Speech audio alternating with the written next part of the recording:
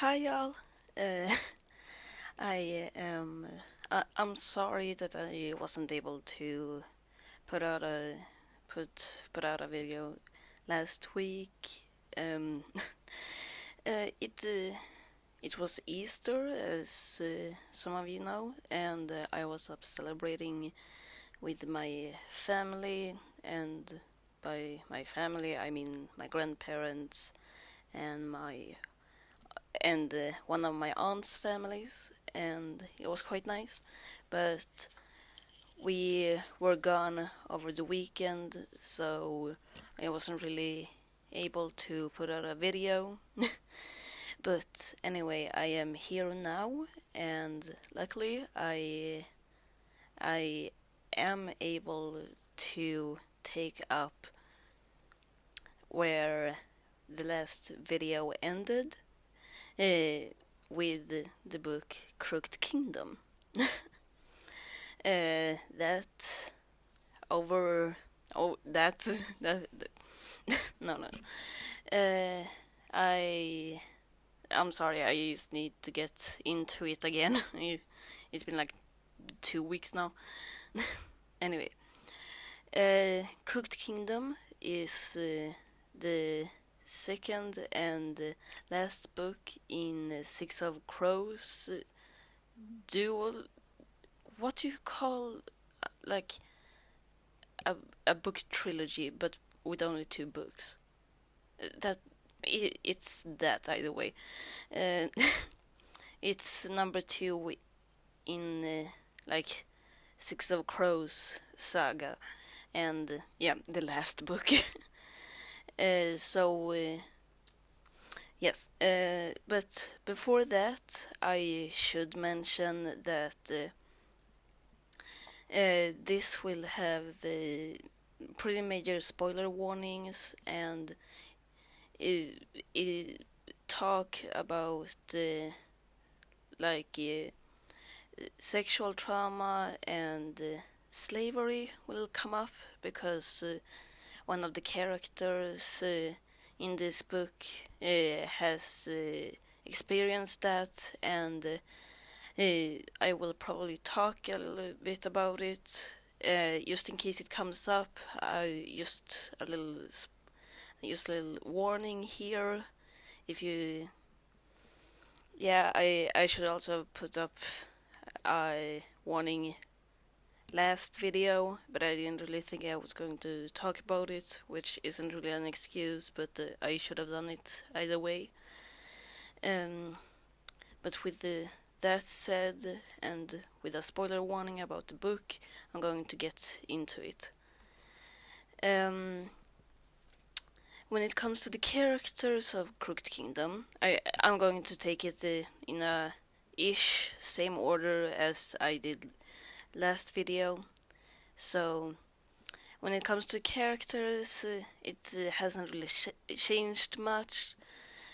Like we get introduced to some important names that also appears in some of the other books by that's written by the same author, the author, and but like except for that, nothing much has really changed when it comes to the characters. And the same is pretty much about the places. It's mostly the same.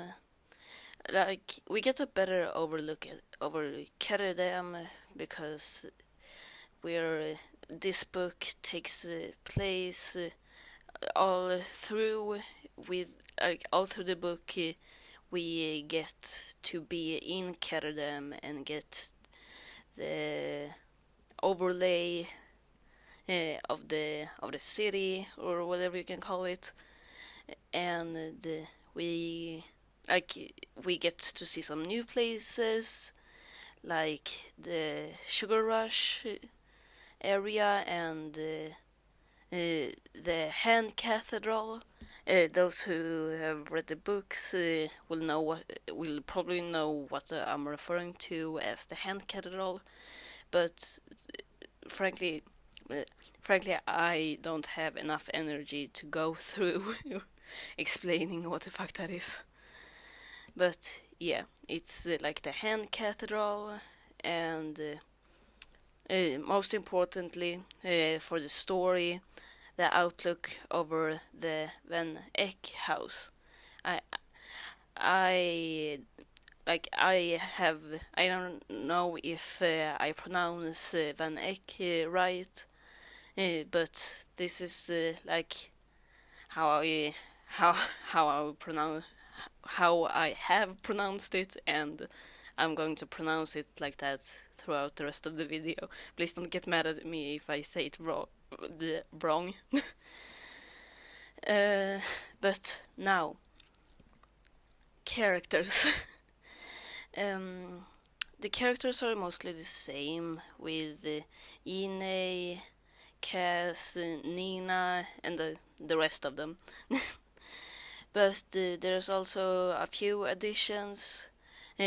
John Van Eyck as it's more of John Van Eyck, and who had a small bit in, but very important bit in Six of Crows. He will come up more in Crooked Kingdom, and he will have a very important part. For those who have read through the Six of Crows, it will come as no surprise. But anyways, then after John Van Eyck, we have Alice Van Eyck, which is related to John Van Eyck. And then we have Wylan'S Mom. I don't really remember how much she was mentioned in Six of Crows, or like how much they talked about her and her absence from Wylan's life. But I'm not gonna get into that. But if you know, like, you know how important, like, I'm gonna leave it that Wylan's mom will come up in this book. And then we actually have Jesper's dad. And I'm just saying that I love him. He's my favorite character. I fucking love him. And if you don't think that he's the best character in like this whole universe, you're wrong, and I hate you.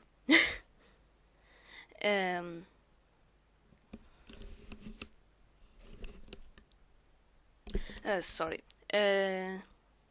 Then we have Nina's old teachers, and if you know, like these, you just throwing it in there that these are some very important people within like the Grisha world. Very important people. So you'll have to look forward to that. Actually, that was the end of the characters, important characters. But now over to what I like about the book. This will probably be a very short video.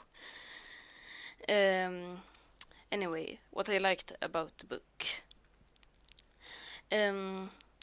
Like Crooked Kingdom has about the same vibes as Six of Crows, which is like rainy, grey, kind of soothing vibe over it, which kind of like dragged me in, and like I don't know, I like the vibes of the books, and but what I also liked within this book is that the relationship between the characters are more in focus, and how they need each other on a like more of a emotional and like not just on a work level, but also on an emotional level, and like which, yeah, like after spending so much time, like these are kind of traumatized kids.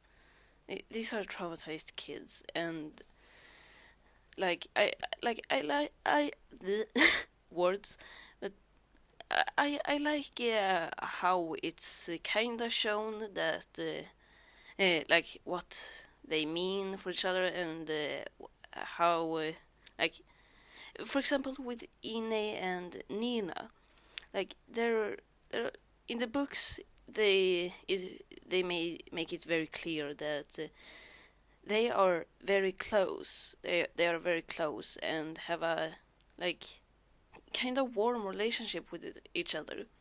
And if Nina wasn't already together with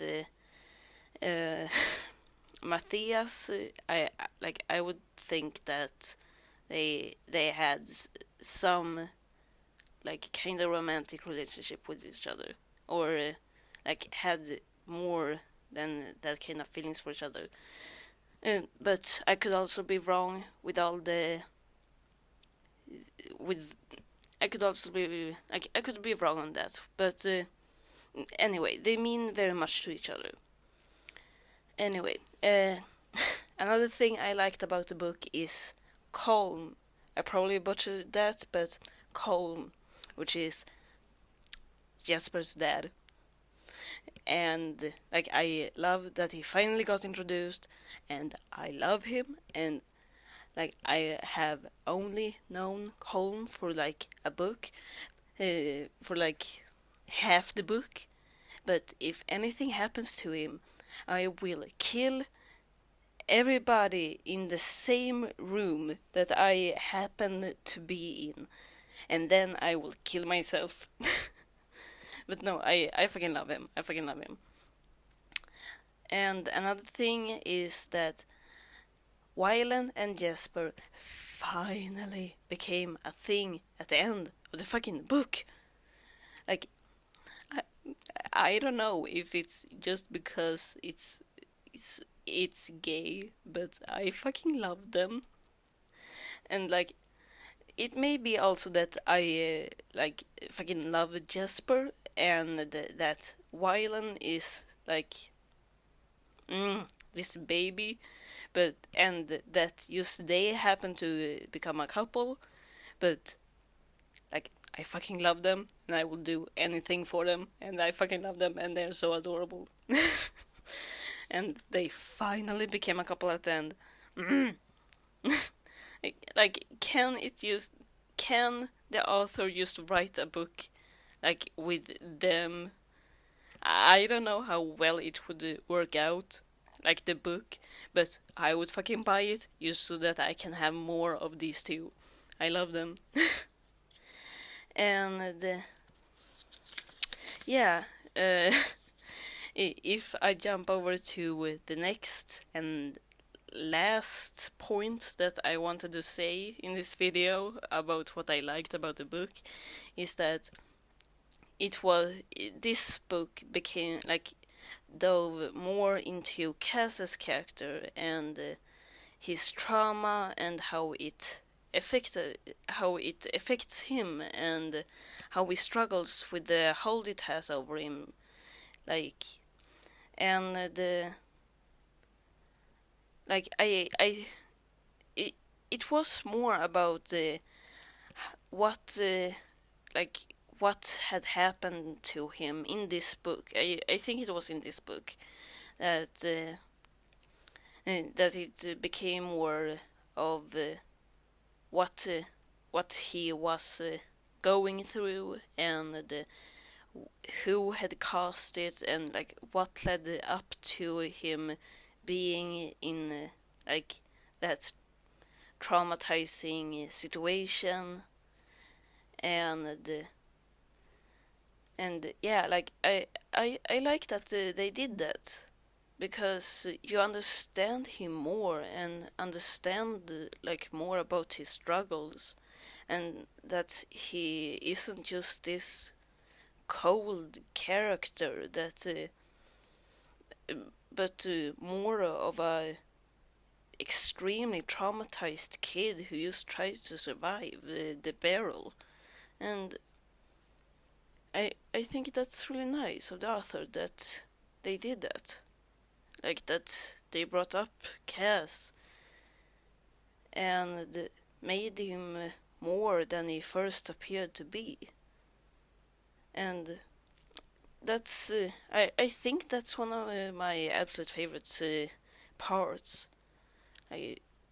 Because yeah, I don't think I would have done as good as they did, like writing something like that. And yeah, I really like that.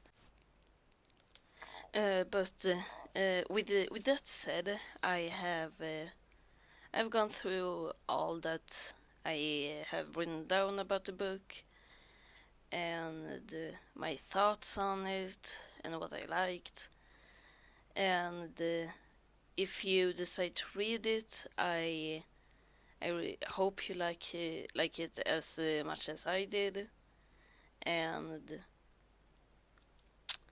yeah, I don't think I have much more to say on that. Thank you for tuning into the video, and I hope I see you next week. Adios!